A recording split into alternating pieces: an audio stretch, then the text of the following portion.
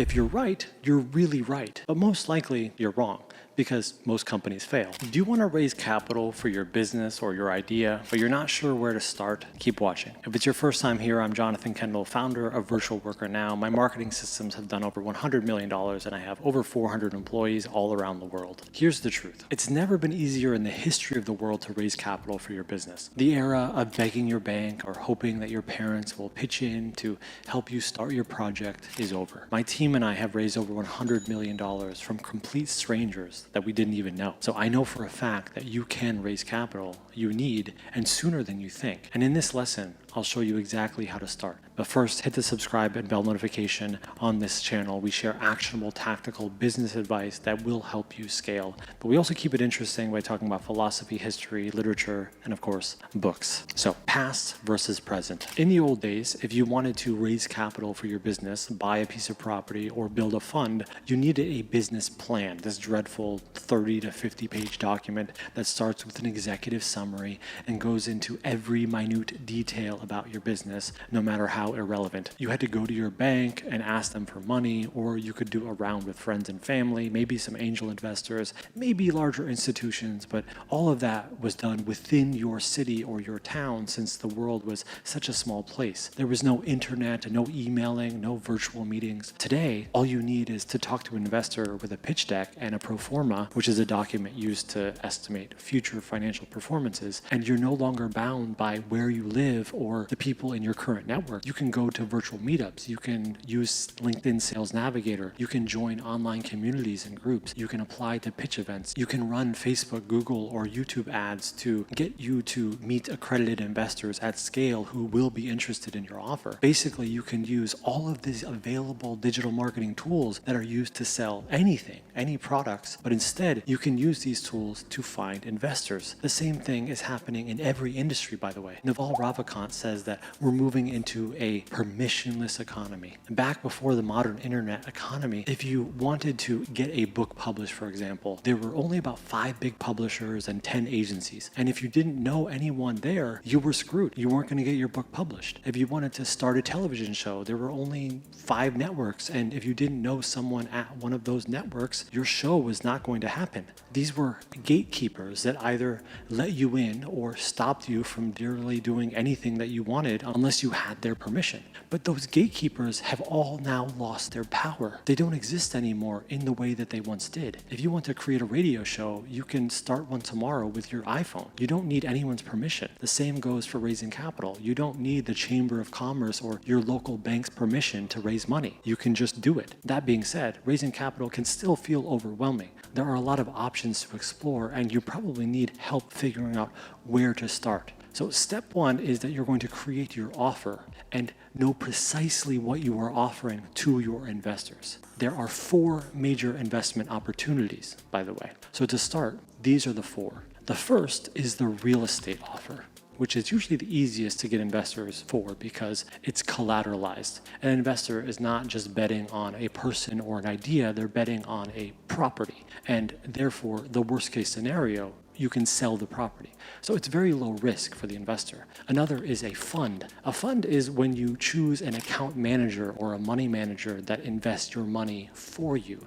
And in return, they take a percentage of the win. So it's somewhat like you're betting on that person's ability to make good decisions based on their past experience and their past track record. The third and the fourth are investing in startups, whether pre-revenue or post-revenue. Investing in pre-revenue is taking a really big swing. If you're right, you're really right, but most likely you're wrong because most companies fail. The other option is investing in a post-revenue company that is already scaling. This is a company that's doing well. The lifetime value of their customers is higher than the cost of acquiring them, but often the average order value is less than the cost per acquisition. Therefore, they need a runway, it's called, to scale at a loss in the short term. I'll give you an example. Let's say that you know that you have a lifetime value of your customer and they're going to pay you $10,000 and it costs $1,000 to acquire that customer. That's a great business. But what if the first time that they pay you, they only give you $500? So in the short term, you're losing $500 every time you gain a new customer. There's that $500 gap that you're going to have to fill before you can claim the $10,000 LTV, which is where an investor comes into play. they fund that gap. Also, potentially, the company just needs inventory costs covered, or they need capital for a few strategic big hires. So those are the four major types of rounds of investments: real estate deals, funds, pre-revenue startups, and post-revenue startups. Of course, there are obviously all sorts of other options out there, but those are the major four. So there are also types of deals. Within these four, there are different types of deals that you can offer a potential investor. We'll go through the most widely used ones really quickly.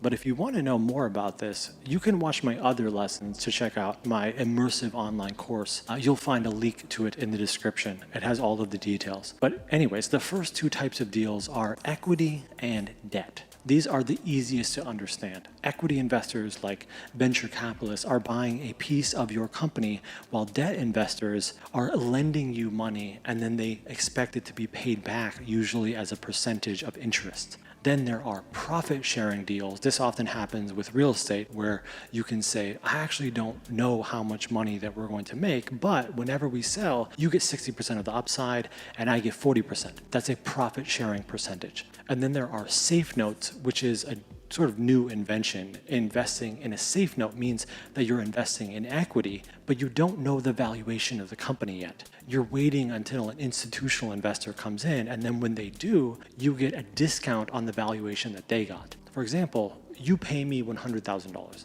Then, whenever we have a VC or a bank come in, you get shares at whatever valuation that they invested in, but at a 20% discount. There are pros and cons to each type of deal. With equity, you give up some ownership in your company, but you also don't have to worry about repaying the investment. With debt, you have to repay the loan plus interest, but you keep all the ownership. Profit sharing is good if you're expecting one giant, well-predicted payoff later, but it's bad if you'll need to pivot often given your business model. And safe notes are advantageous if you need fast money, but you don't want to go through the madness of establishing an exact valuation. In any event, you need to choose which of these you are going to offer to your investors before you ever start your pitch. And especially, you need to know all of this information before you're going to be able to create a contract. And if you don't have a contract, then you're not going to raise any money. So ask yourself these two questions. Am I offering an investment in a piece of real estate that's collateralized, a fund, a startup, or a scaling company? And then two,